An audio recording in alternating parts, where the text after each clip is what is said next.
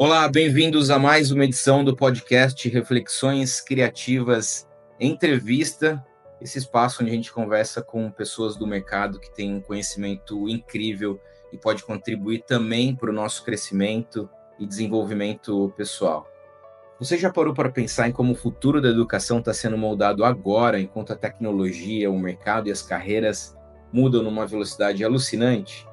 Tem gente que enxerga esse futuro e tem gente que constrói ele com as próprias mãos. No episódio de hoje, eu converso com alguém que fez exatamente isso. Percebeu que o modelo tradicional de ensino já não dava conta das transformações do mercado e reuniu ali um pouco de coragem, propósito e uma boa dose de inovação e decidiu criar um caminho novo para a educação profissional no Brasil. Meu convidado é sinônimo de inovação e transformação nessa educação digital e tem uma trajetória que abrange aí mais de uma década de experiência em marketing, inovação e também impacto social. Consolidou sua carreira em grandes organizações, incluindo a Endeavor Brasil e a Geek. Sua paixão pela educação e tecnologia levou ele a fundar em 2016 essa plataforma que também está redefinindo aí a forma como os profissionais estão sendo preparados para essa economia digital. Além de liderar essa iniciativa educacional, ele também compartilha suas perspectivas como colunista em veículos de renome, abordando temas relacionados a, claro, transformação digital, aprendizado contínuo, futuro do trabalho. Hoje ele está à frente da Terra, uma escola inovadora que oferece cursos em áreas como ciência de dados, inteligência artificial, gestão de projetos e produtos e design de experiências, capacitando aí profissionais para os desafios do mercado atual. Nosso convidado de hoje é o incrível Leandro Herrera, fundador e CEO da Terra, uma edtech que está revolucionando o jeito de aprender e ensinar no Brasil. Leandro, obrigado, é um prazer ter você aqui no Reflexões Criativas. Obrigado, Daniel. Obrigado pelo convite. Eu que agradeço pela sua presença. Leandro, a gente vai passar aqui nesse bate-bola sobre sua história, mercado, entender sua percepção aí como líder de ensino também, o que vem pela frente no país, como que a gente, profissionais de vários níveis, podem se preparar melhor para esse futuro que não está chegando, mas já chegou, né? Eu queria começar com você contando um pouco da história, de como surgiu a ideia de criar a Terra, assim, qual era o problema que você enxergava no mercado e como você decidiu seguir esse caminho. Eu acho que educação, quando você vai trabalhar com educação, no meu caso até se propor a criar uma iniciativa educacional, são sempre vários fatores, assim. Tem algumas coisas que eu consigo explicar e tem outras que eu acho que vêm aí na minha história, de alguma forma, tão impressas, né? Eu sou... a minha avó, por parte de pai, era analfabeta, né? E o meu avô era uma pessoa muito simples, era funileiro. E o meu pai foi a primeira pessoa da família, assim como outras histórias, né? A primeira pessoa que conseguiu acessar o ensino superior, se formou como contador, economista, e eu acho que propiciou a nós, né? Duas gerações, né? Para frente ali do meu avô e da minha avó, a possibilidade de ter acesso à educação de muita qualidade. E isso mudou completamente a minha história, mudou a história dos meus filhos, né? E eu acho que já essa possibilidade, né? Você olha o quanto que uma geração bem capacitada, bem escolarizada, com acesso à educação de qualidade, muda o destino de todas as gerações seguintes, possivelmente, né? E eu, por alguma razão, sempre tive essa vontade de trabalhar com impacto social. Eu, quando era muito jovem, fui para fazer um intercâmbio externo, fora do país, e quando eu voltei, eu precisava continuar aprendendo inglês. E nessa escola que eu fui aprender inglês, a professora, na segunda aula, falou: "Você não quer dar aula aqui? A gente está precisando de mais um professor." E foi assim meu começo, minha história com a educação foi ao acaso. Eu comecei com 17 anos a dar aulas de inglês. Eu saía do colégio de manhã e ia dar aula para executivos ou muitas vezes donas de casa, inclusive, à tarde, né, na minha cidade natal, em Santo André. E esse foi o primeiro momento que eu me vi nesse lugar, né, de educador, né, de fazer parte do processo de aprendizagem de alguém. E aí, enfim, uma história para resumir aqui e a gente poder conversar mais, depois de muito tempo trabalhando como um profissional na área de tecnologia, de marketing, de produto, eu identifiquei a oportunidade de ajudar as pessoas a se capacitarem nessa transição tecnológica. Porque lá em 2016, aqui no Brasil, era um contexto muito diferente do que o que a gente tem hoje. A gente ainda não tinha chegado ainda o volume de investimento que a gente viu, o volume de startups, unicórnios, mesmo as empresas grandes fazendo muito investimento em time de tecnologia, isso não tinha acontecido ainda. Mas estava para acontecer. E a ideia da Terra foi justamente conseguir captar esses sinais e aí estruturar realmente os planos de carreira, os planos de desenvolvimento, os cursos que ajudariam as pessoas a acessar as melhores oportunidades de mercado dali então.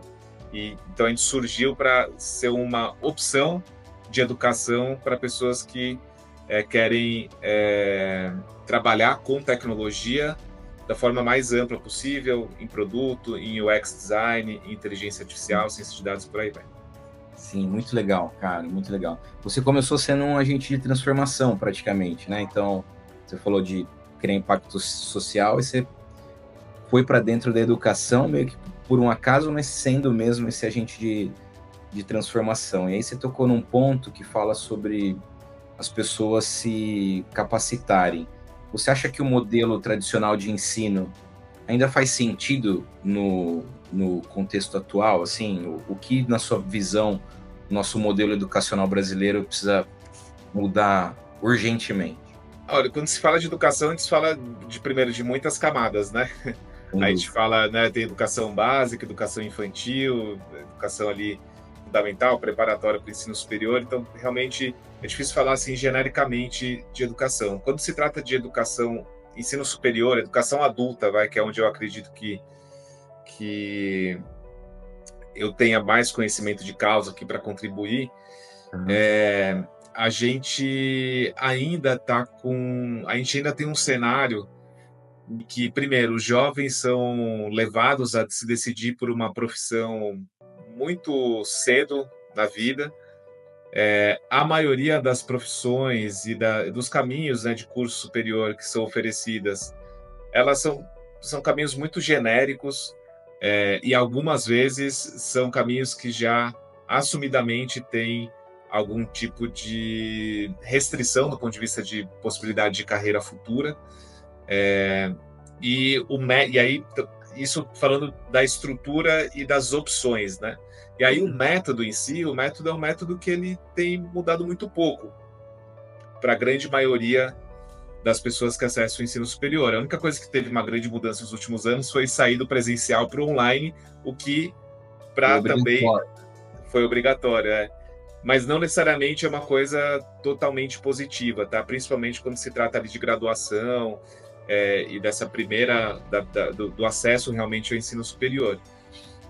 Então, acho que assim, a gente tem muito a evoluir do ponto de vista de método para trazer de fato a andragogia, né, que é a ciência, a arte como adultos aprendem, para o ensino superior como um todo. A gente ainda replica no ensino superior boa parte da estrutura e até dos problemas que a gente vê no ensino médio e nas etapas anteriores, né? Sem dúvida, sem dúvida. O Leandro, eu, claro, fui também ler sobre você e pesquisei bastante. Eu vi que você sempre fala e tem reportagens na época, na coluna que você tem na época, que você fala sobre o aprendizado contínuo. Sim.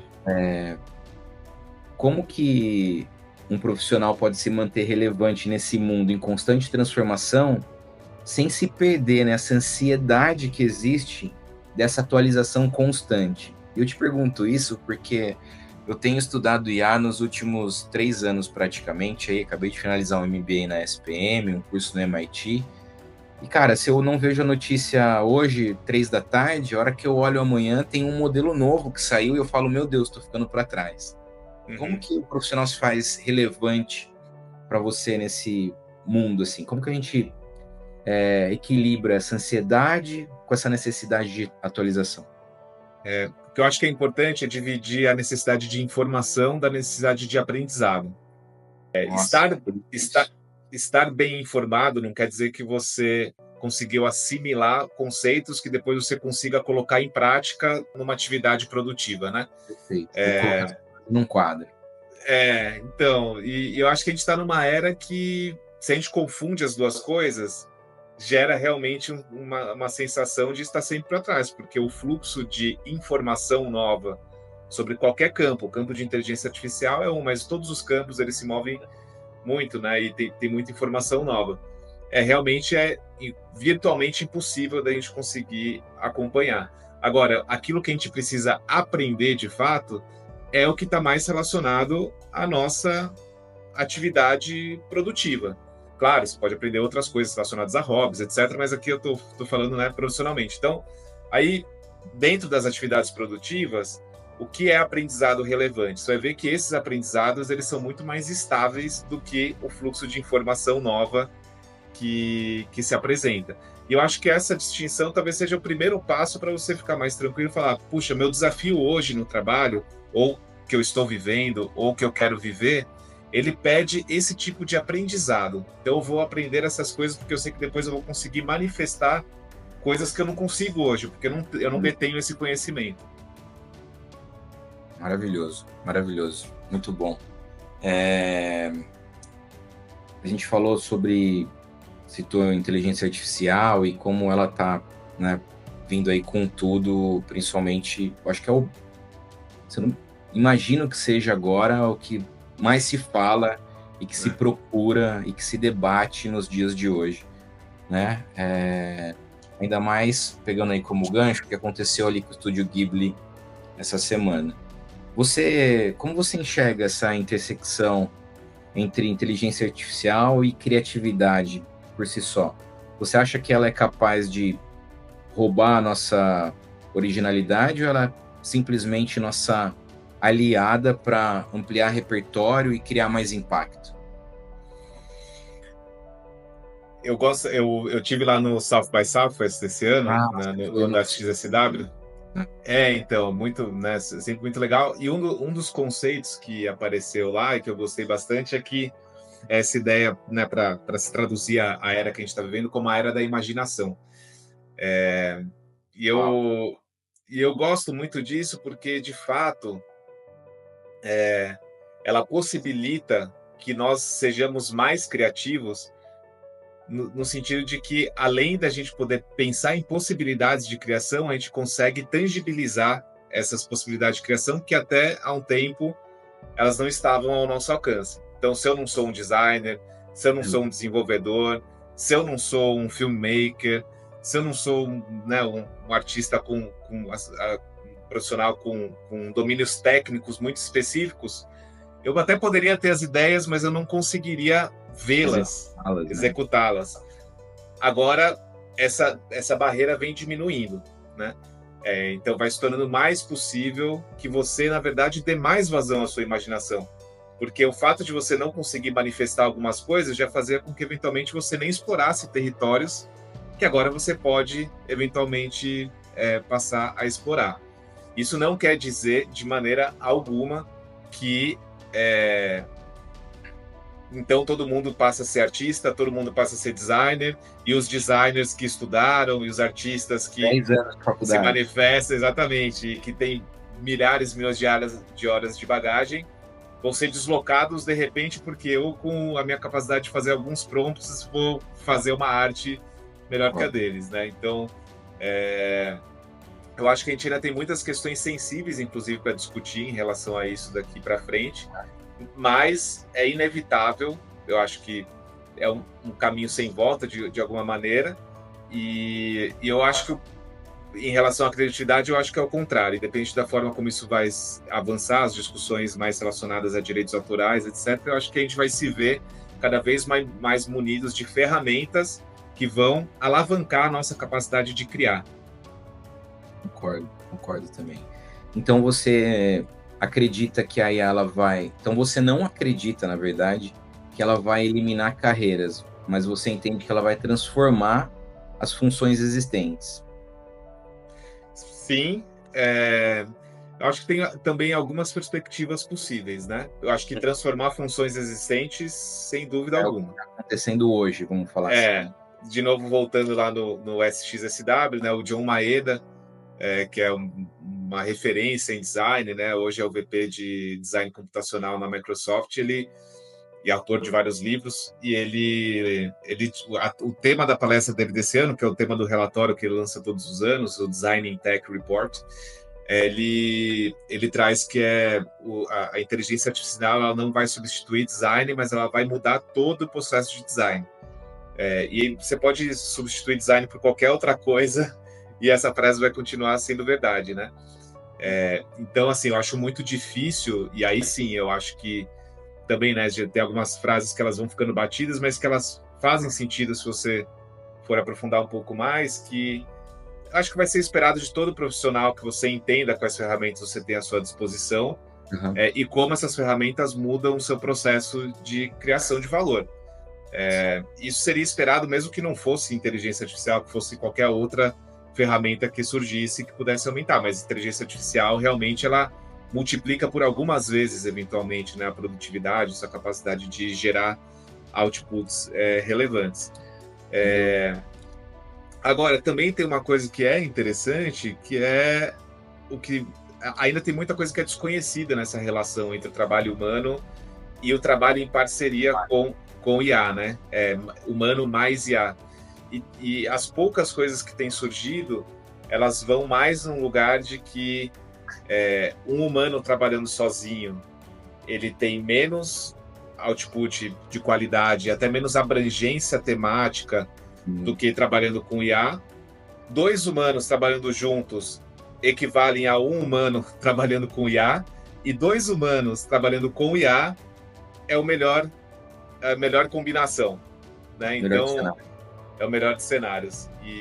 Então, eu acho que a gente está, talvez, o que a gente está vivendo, de fato, é um momento em que a configuração de trabalho está sendo ressignificada e a gente ainda não tem todas as informações para saber como isso vai se desenrolar daqui para frente. Mas os sinais iniciais demonstram que existem aí algumas equações, combinações entre trabalho em equipe, trabalho assessorado por IA, trabalho aumentado por IA, que podem indicar um pouco como vai ser a configuração no futuro. Boa, boa. Eu quero voltar depois nessa palavra que você deixou aqui agora, que é sinais. Você falou isso lá no começo, que você começou a ver uns sinais e fundou a Terra. Eu quero deixar isso guardadinho numa caixinha aqui. A gente volta. Eu quero continuar um pouquinho na questão da IA generativa, que você falou sobre essa transformação. E aí você lidera uma EdTech hoje. Qual é o papel dela na transformação da educação digital nos próximos anos? Você enxerga ela como uma ferramenta para a educação, ou a gente vai pegar a IA e vai efetivamente redefinir completamente a maneira como a gente aprende? Porque hoje ela é um assistente para muitas pessoas, né? A gente sabe, falta um conhecimento, eu vou, em vez de eu ir no Google, eu vou na Perplexity, por exemplo, ou pergunto Sim. algo para os novos modelos da OpenAI, ou do Grok, não sei, enfim. Como que você vê essa relação olhando para o lado da educação?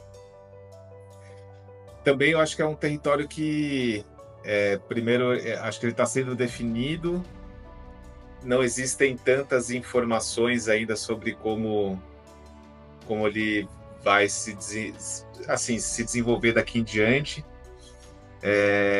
E aqui também eu acho que tem um pouco daquela mesma distinção entre informação e aprendizagem. Sim. Porque virtualmente você consegue adquirir qualquer tipo de informação a partir de uma interação com qualquer modelo de linguagem, né, LLM, assim, né? Então, e as informações elas já estavam disponíveis na internet antes daquela coisa, puxa, por que você precisa de uma graduação se todo o conteúdo está no YouTube, né? Então, isso não matou a graduação, né? Agora, talvez você consiga até estruturar melhor o conteúdo que está no YouTube, filtrar melhor, organizar melhor aquilo, e aquilo vai vir para você mais pronto, né? Assim, já mastigado. Puxa, é possível também. Mas o que eu acho que a gente não sabe ainda como vai se desenvolver é o fato de que a educação, ela tem um caráter humano muito forte. Totalmente. E ela tem um caráter humano em vários sentidos. Ela tem um caráter humano de ser uma experiência social, aprender. Então, aprender junto com pessoas é algo que faz parte da experiência. Sim. Tem um fator que é o fator eu atribuo mais valor a aprender com uma pessoa, mesmo que seja num consumo de um vídeo, por exemplo, etc. Mas tudo que está por trás daquela pessoa, a verdade que ela traz, a bagagem que ela traz, etc., aquilo também dá um contorno diferente para o meu significado de aprender, para a minha experiência de aprender. Tanto é que os avatares, né, em alguns lugares se usa já avatar em vídeo, em videoaulas, e também os sinais iniciais não são positivos sobre a percepção que se tem sobre esses avatares, sobre como é isso. Humano, né? Falta o toque. Exatamente, falta o toque humano. Então, tem várias coisas em inteligência artificial generativa que eu acho que entre o poder fazer e as pessoas atribuírem valor àquilo, a gente vai ter uma série de aprendizados com o tempo. Eu também brinco que, assim, hoje é possível qualquer pessoa escrever um livro de 1000 páginas. Sim. Não quer dizer que todas as pessoas vão querer escrever um livro de 1000 páginas, porque vai ser um saco escrever um livro de 1000 páginas com inteligência artificial. E depois que você tiver esse livro pronto, não quer dizer que alguma pessoa vai querer ler o seu livro de 1000 páginas e gostar daquilo, né? Então, o fato de que é possível criar isso tem um distanciamento muito grande para as pessoas vão, de fato, consumir isso ao longo do tempo. E quando se trata de educação, é a mesma coisa. Teoricamente, a gente pode explorar 1 milhão de inovações, mas ainda não se sabe o quanto que as pessoas vão querer, de fato, mudar as características mais intrínsecas do processo de aprender, sabe? E você acha que falta uma regulamentação para a parte de IA e educação ou para o mercado como um todo? Falta regulamentação em absolutamente tudo relacionado à IA, né? A começar pela maneira como os modelos foram treinados e continuam sendo treinados. Então, assim, aqui realmente, se a gente já vinha numa esteira, né, de tecnologia, em que a tecnologia avançava muito mais rápido do que a regulamentação, agora a gente foi, assim, anos-luz para frente e tem um rastro, assim, enorme de, puxa, a gente precisa resolver essas coisas aqui, mas é um foguete, assim, né, que só vai para frente, né? É difícil frear, porque acabou se tornando o grande pilar de crescimento, a aposta de crescimento das maiores empresas do mundo. Então, é muito difícil frear qualquer tecnologia quando ela se torna o centro do capitalismo mundial, entendeu? Então, eu acho que tem muitas discussões que a gente nem conseguiu chegar no ponto de absorver todas as nuances para criticar e para, a partir daí, regularizar, né? Regulamentar. Sim, concordo. Eu quero voltar naquela palavra que você deixou sobre sinal. Imagino que liderar uma EdTech em crescimento acelerado deve ser uma emoção sempre muito grande, cheio de altos e baixos. Quais aprendizados você teve como líder nesse processo? Se você pode falar o que você mais aprendeu e aonde você acha que errou feio nesse momento da fundação do Tero. Ô, Daniel, esse ano aqui a gente completa 9 anos, né? Em 9 anos a Tera quase morreu 3 vezes. Então ela quase morreu no primeiro ano, que foi quando eu estava lá sozinho, né? Tinha largado meu emprego, queria comecei isso nos primeiros meses sozinho. Depois eu tive uma pessoa muito importante, que foi o Bob Volheim, inclusive uma pessoa legal para você convidar para vir aqui. Pô, legal, obrigado. Super legal, te indico ele depois. Mas, enfim, no começo eu realmente tive muito tempo sozinho e é aquilo, a liberdade, muitas vezes, ela é a maior pressão que você pode ter, né? Porque eu sabia o que eu queria fazer, mas eu não tinha os instrumentos para como fazer aquilo, às vezes eu não tinha os contatos para fazer, etc. Então eu tive um começo muito difícil, assim, e aí quase que a Tera morreu antes de começar, mas antes de eu falar, puxa, vou fechar isso aqui, eu falei, eu vou tentar mais uma vez, e aí, a partir daí, as coisas aconteceram. Depois, 4 anos depois, a Tera teve um crescimento muito, muito rápido mesmo, né? questão de timing de mercado, timing do mercado de tecnologia, mercado de trabalho, foi uma conjunção de fatores. Eu estava no 4º ano da Terra, crescendo muito, 100% bootstrap, com uma operação presencial muito robusta, né? Os primeiros 4 anos da Terra foi presencial. E aí veio a pandemia. E eu tive que desligar a empresa. Todas as minhas operações presenciais em 3 cidades foram desligadas e a gente migrar tudo isso para o ensino à distância. Então, eu realmente desliguei um negócio e comecei outro. E aí a gente conseguiu passar essa segunda morte, né? E a terceira morte foi depois, porque com a pandemia para negócio de educação foi um movimento também assim de impulsionamento, né? Sim. Então todos os negócios de educação, foi difícil encontrar algum negócio de educação que não conseguiu sobreviver e crescer com a Sim. pandemia. Mas depois todo mundo achava que ia continuar crescendo. E quando foi ali em 2022, assim como em outros setores e outros negócios, aquele impulso da pandemia começou a assentar, e ainda teve o inverno das startups, o inverno no mercado de tecnologia, etc. E aí Uma cauda longa, quase, né? Você vai Exatamente. olhar um funcionamento com uma cauda longa, né? Exatamente. E aí a Terra, assim, a gente estava dobrando a cada ano, eu estava pronto para dobrar mais uma vez e parece que o mundo pisou no freio e falou, não, peraí que agora daqui você não passa. Então, e aí foi todo um trabalho para a gente conseguir, né, desescalar, organizar o caixa, organizar a empresa, etc., porque eu estava pronto para continuar crescendo. Então, foram várias vezes que a gente quase morreu. Esse ano aqui, especialmente, está sendo um ano especial, que a gente está crescendo mais de 40% em relação ao ano passado. Lançamos o MBA, lançamos a nossa vertical de inteligência artificial, lançamos agora um novo produto aqui, um Academy, que é o AI Product Leaders, a primeira comunidade de profissionais de produto que vão realmente se apropriar de inteligência artificial no seu processo de criação. Mas para chegar até aqui, eu precisei morrer 3 vezes quase aqui para... Então é uma jornada que eu sempre falo, o pessoal vem me perguntar se deve empreender, se não deve empreender. Eu não aconselho ninguém a empreender. Eu falo assim, só empreende quem não consegue se segurar, entendeu? Porque tudo que você vai viver, realmente assim, você precisa ter uma força de vontade, uma resiliência, né? Uma capacidade de abstrair as coisas que você erra e olhar para frente, que realmente tem que ser parte da sua natureza, assim. Então eu diria que o que você aprendeu foi ser firme no seu propósito e ter resiliência, poderia ser... 100%. Tá. 100%, com certeza.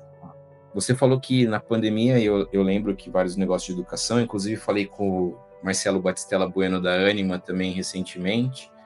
A gente tem uma paixão em comum que é Aikido, ele é mestre de Aikido, eu sou discípulo. Legal. A gente não treina no mesmo dojo, mas a gente se encontra em seminários.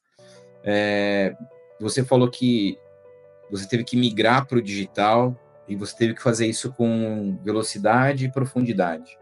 Como que você equilibrou, e eu não tenho certeza se você pode falar melhor como que está a operação agora, como você equilibra essa automação que você está tendo com esse toque humano para promover essa questão da educação? Assim, desde o começo a gente buscou encontrar formas de sempre ter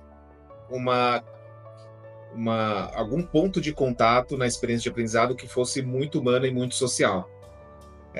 Então, até hoje, né? Hoje a gente tem uma plataforma com mais de 400 horas de conteúdo que você pode acessar a qualquer hora, fazer várias trilhas de aprendizagem, formações, isso 100% assíncrono, mas toda semana você tem pelo menos uma oportunidade de entrar numa sala com outras pessoas para discutir um tema, aprender com experts sobre o assunto, fazer um workshop, fazer um projeto e por aí vai. Então, o que a gente aprendeu sobre educação é que as pessoas elas não têm uma preferência entre fazer o modelo assíncrono ou fazer o síncrono. Elas gostam dos dois. O que elas têm a preferência é ter flexibilidade. Flexibilidade é o fator mais importante para as pessoas. Eu acho que muitas vezes, quando a gente fala de educação adulta, a gente espelha o comportamento que a gente tem na vida profissional, né?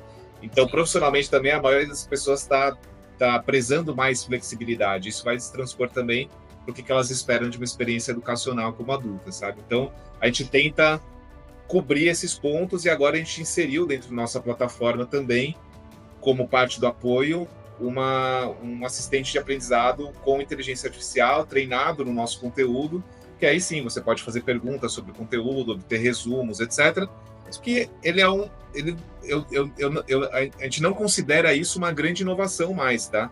Eu acho que isso é assim, uma tecnologia que está disponível de prateleira que ajuda o estudante com mais um ponto de contato na experiência dele. Mas a gente continua tendo, e até agora reforçando com o MBA, com a imersão AI Product Leaders, a gente continua apostando muito nas interações humanas, mesmo que remotamente, né? Os grupos de discussão, os grupos de desenvolvimento de trabalho, que a gente sabe que é isso que realmente vai depois fixar o aprendizado. Sim. Você falou as mesmas palavras que o Marcelo me falou na entrevista que a gente fez sobre a educação. Ele não tem uma preferência por um ou por outro, ele tem uma preferência pelo que funcione e o que se encaixa melhor naquela rotina, naquele dia. E imagina, numa cidade como o tamanho de São Paulo, você está na Zona Norte, por exemplo, você estuda sei lá, algum lugar no centro. Para você chegar no caos, a gente sabe o deslocamento, como funciona. Você falou sobre comunidade. Pelo que eu estudei e vi do Tera, e como eu te disse, meu irmão já fez bastante cursos com vocês, como que você construiu essa percepção de pertencimento e isso influencia os resultados de aprendizado e engajamento dos alunos? Sem dúvida alguma. Eu acho que assim, é mais fácil você gerar engajamento e percepção de pertencimento quando você tem pontos de alto contato, né? Então, o encontro presencial, o encontro ao vivo, o workshop ao vivo, que você entra numa sala, conhece as pessoas, os meetups, tudo isso ajuda muito. É algo que a gente fez muito no começo da Tera. Com a pandemia a gente parou um pouco e a gente retomou no final do ano passado toda essa linha de eventos de alto contato entre as pessoas. As trocas que elas fazem, eu acho que assim, educação sempre é uma relação das pessoas com as instituições muito emocional. E as pessoas elas guardam um carinho muito grande pelas instituições de ensino, ou um carinho ou um ódio, né? Depende de como foi a sua experiência, mas é sempre muito visceral, né? Essas relações. Então, porque é ali que você, além de aprender, você conhece um colega que depois, você leva para a vida, você conhece um parceiro, uma parceira de vida, tudo mais. Então, são realmente experiências sociais mesmo que elas agregam muito. Então, é mais natural para um negócio de educação ser uma comunidade do que para uma marca qualquer, né? Já tem quase que a faca e o queijo na mão para fazer isso, e o nosso papel é basicamente garantir que as pessoas estão conseguindo ter o diálogo, estão conseguindo ter os encontros que são os que vão ficar marcados para a vida delas. É isso mesmo. Leandro, quando você fundou a Tera, assim, você acabou criando curso em áreas que eram pouco conhecidas aqui no Brasil na época, né? Como Product Management, por exemplo. Sim. E você usou essa palavra mais de uma vez, sinal. Como que você fica antenado nesses sinais, assim? Qual é esse seu superpoder que você consegue identificar essas oportunidades e tomar decisões em meio a tamanha incerteza? Ou quando você fez isso, você se baseou em dados, ou isso foi um superpoder de intuição e falou, puxa, esse é o caminho que eu preciso ir?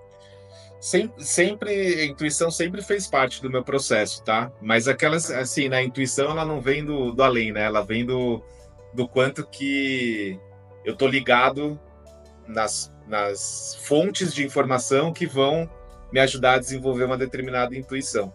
Então lá atrás, quando eu comecei a Tera, eu tenho realmente um interesse muito grande sobre trabalho em geral. Dinâmica de trabalho, produtividade, futuro do trabalho, isso é uma coisa que me acompanha há muitos anos. Então eu estudava muito, tudo que tinha de paper do World Economic Forum, paper da Accenture, players que estão surgindo de educação pelo mundo, o que eles estão fazendo, o que eles estão fazendo, né? Então eu sempre estudei muito isso. Lá atrás, na Tera, teve uma vantagem que os Estados Unidos, por exemplo, que acho que naturalmente é o lugar que a gente sempre mais acaba acessando, né, para informação e tal, ele estava muito à frente do Brasil, do ponto de vista de investimento em tecnologia, de maturidade dos times de tecnologia, de maturidade dos times de produto. Então, eu já via crescendo fora do país essa demanda por profissionais em áreas que no Brasil não existiam. Então, quando a gente começou em 2017, o primeiro curso aqui de UX Design, você contava nos dedos quais empresas no Brasil tinham UX Designers. Quando a gente começou o Product Management, também, assim, era uma posição... Assim, tinham pessoas que faziam aquilo, mas às vezes chamavam de gestor de projeto, assim, era... A disciplina não estava aqui ainda, mas em outros mercados ela já estava. Então, como a gente está sempre um pouquinho para trás, ajuda a gente olhar para outros lugares e falar, pô, essa onda vai chegar aqui, né? Então, se eu consigo me preparar um pouco antes... Então, isso funcionou muito lá atrás. A gente está vivendo uma nova fase agora, que é uma fase em que a onda está acontecendo no mundo inteiro, com inteligência artificial generativa, né? E, mais uma vez, a gente está nesse papel de... Tá, como que eu capto sinais para entender como isso vai mudar o meu negócio, mas também vai mudar as carreiras que a gente trabalha. Então, assim, é realmente, nesse sentido, quem que está falando sobre isso? Quem que está falando sobre evolução de carreira de produto? Quais são os novos players que estão surgindo nesse ecossistema? Então, há meses atrás, você não tinha players de inteligência artificial generativa para criação de protótipos, por exemplo. Hoje você tem Lovable, Bolt, Replit, empresas que estão crescendo. Então, se as empresas estão crescendo, então o volume de usuários dela está crescendo. Você já começa a ver em pequenos sinais de que o processo de criação de produto está mudando. Em um lugar que está fazendo um protótipo mais rápido, que está testando de outro jeito, tá só, opa, isso aqui tende a evoluir a carreira para esse lugar. Então, e aí, na melhor dos nossos esforços, a gente traz o que tem de mais relevante acontecendo para o momento presente, com o desafio desse momento de que esse conhecimento está andando muito rápido. Então, a gente está tendo que ficar mais ágil na capacidade de... Exatamente. Muito mais antenado. Cara, o papo tá incrível. A gente está se encaminhando aqui para as últimas perguntas, mas eu vou colocar uma a mais aqui. Hoje a Tera, ela tá com quantas pessoas? Sua equipe hoje? Minha equipe, 40 pessoas. 40 pessoas total entre produção de conteúdos, cursos, tudo mais. Produção de conteúdo, marketing, atendimento de estudantes, time de tecnologia e produto, né? Porque toda a parte de experiência digital do estudante é proprietária da Tera, então é um time bem enxuto, mas que cobre 100% da nossa operação. Dedicado na operação, né? E quantos alunos vocês já formaram? Na nossa história, a gente está chegando próximo de 50 mil alunos. Hoje a gente tem 10 mil alunos ativos na nossa comunidade. Chegando com 50 mil, merece fazer uma boa festa, né? Com certeza. É um marco importante. Eu gosto de celebrar os marcos, eu acho que eles são importantes, né? São. Ritos de passagem, como diriam os gregos. Sem dúvida. Leandro, eu não vou ocupar muito mais sua agenda. Quero agradecer muito o seu tempo aqui. E como eu te disse, a gente vai fazer as duas últimas perguntas. Se você pudesse deixar um conselho para as pessoas mais jovens, ou para alguém que está em transição de carreira, ou acha que, puxa, isso aqui está muito longe da minha capacidade, qual seria a mensagem que você deixaria? Nesse momento, a mensagem é, assim, realmente busque entender, aprender, se apropriar da tecnologia que está disponível agora, né, de inteligência artificial, simplesmente porque eu acho que o mercado de trabalho vai pagar um premium por isso, no curto prazo. Então, eu tenho falado assim, sempre que surge alguma coisa nova, que é uma tecnologia nova, etc., você tem um período que é o oceano azul. E eu acho que a gente está nesse momento, né? Então, se você é designer, se você é designer gráfico, designer de experiência, product manager, cientista de dados, não importa, né? Seja o que for, ou se você quer ingressar nessas áreas, o mercado vai olhar com bons olhos as pessoas que possam, as empresas, né, vão olhar com bons olhos as pessoas que possam ajudá-las a navegar nesse momento.